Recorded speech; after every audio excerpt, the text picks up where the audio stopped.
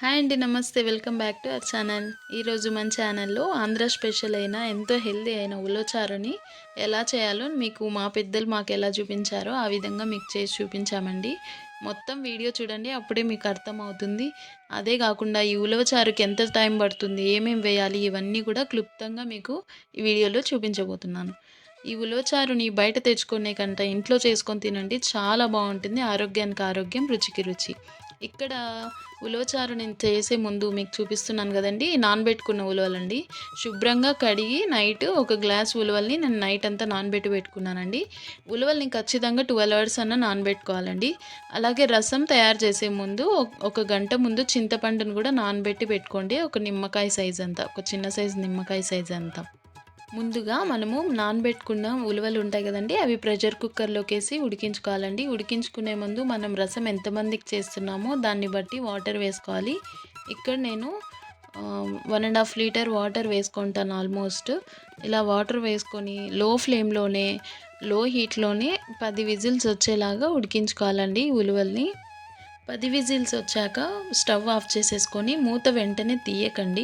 Pressure అంతా వెళ్ళాక అప్పుడు మాత్రమే మూత ఓపెన్ చేయండి.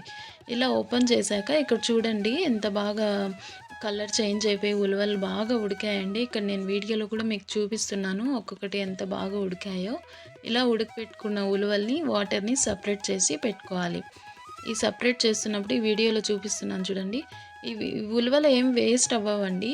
ఈ ఉలవలతో మనం చాలా రెసిపీస్ చేసుకోవచ్చు. ఎగ్జాంపుల్ గుగ్గులుగా చేసుకోవచ్చు, లేదా మసాలా పెట్టి చేసుకోవచ్చు, లేదంటే స్వీట్ లాగా కూడా చేసుకోవచ్చు.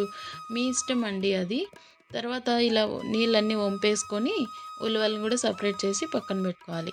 ఈ ఉలవల్ని కొన్నిటిని మిక్సీ జార్లోకి వేసుకొని ఆడించి పేస్ట్ లాగా చేసి పెట్టుకోవాలండి. ఆ పేస్ట్ మనము రసంలోకి యూజ్ చేస్తామండి. ఈ వాటర్ వంపి పెట్టుకున్న వాటరు ప్లస్ ఆడించి పెట్టుకున్న పేస్ట్ రెండు కూడా రసంలోకి యూజ్ అవుతాయండి. మీరు ఏ మాత్రం వేస్ట్ అవుతాయనే అపోహ మాత్రం పెట్టుకోకండి. ఇప్పుడు ఒక మందపాటి పెద్ద గిన్నె పెట్టుకొని రసంకి తగ్గట్టు అందులోకి సరిపడా ఆయిల్ వేసుకోవాలి. ఆయిల్ వేసుకున్న తర్వాత అందులోకి ఆవాలు, జీలకర్ర వేసుకోవాలి. ఆవాలు, జీలకర్ర వేసుకుంటున్నప్పుడు జీలకర్ర క్వాంటిటీ ఎక్కువ ఉండేలాగా చూసుకోండి. ఆ రసం అనేది అరోమా, టేస్ట్ చాలా బాగా వస్తుంది.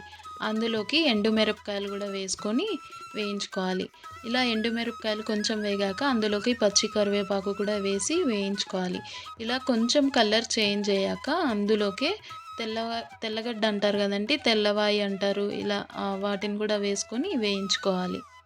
మీరు ఈ ఉలవచారుని ఏమని పిలుస్తారండి మీ ఊర్లో? అలాగే మీరు ఈ ఉలవచారుని దేంతో తినడానికి ఇష్టపడతారంటే రాగి ముద్ద, వేడి వేడి అన్నమా, చపాతీలోకా, అట్లా చాలా మంది చాలా రకాలుగా తింటారంట. మీరు ఏ విధంగా ఇష్టపడతారో మాకు కామెంట్ సెక్షన్లో తెలియజేయండి. అలాగే ఇవన్నీ వేగాక అందులోకి కట్ చేసి పెట్టుకున్న పచ్చిమిర్చి, ఎర్రగడ్డ కూడా వేసి వేయించుకోవాలి. ఇలా కలర్ మారేంత వరకు బాగా వేయించుకొని అందులోకి కట్ చేసి పెట్టుకున్న చిన్న మీడియం సైజ్ టమోటా మీరు వేసుకుంటే వేసుకోవచ్చు, లేదంటే లేదండి, ఇది ఆప్షనల్. ఆ టమోటా కూడా వేసి వేయించుకోవాలి.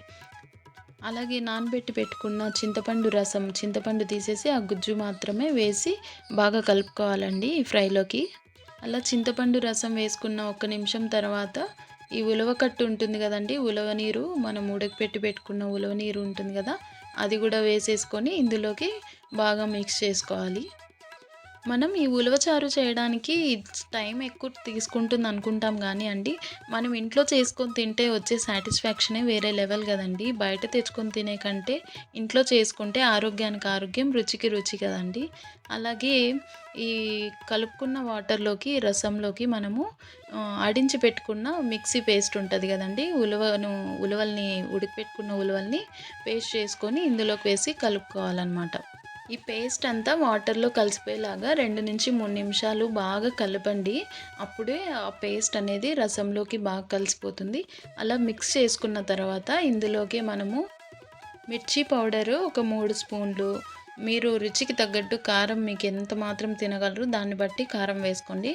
అలాగే కల్లుప్పు వేసుకుంటున్నాను, మీరు సాల్ట్ అయినా వేసుకోవచ్చు.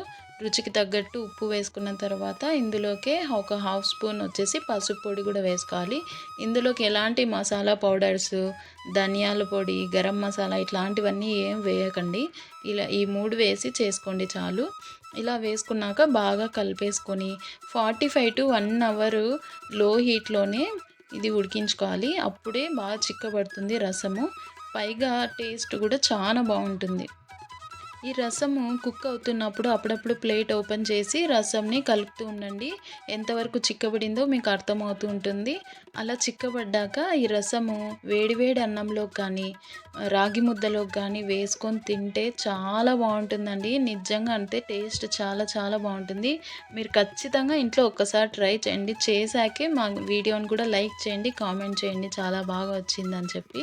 లేదంటే లేదండి, మీకు ఫోర్స్ ఏం లేదు. చూస్తున్నారు కదండీ! రసము ఆల్మోస్ట్ పై వరకు ఉండే వాటర్ కింద వరకు వచ్చేసింది చూడండి. నేను ఇక్కడ గెంటితో కూడా చూపిస్తున్నాను.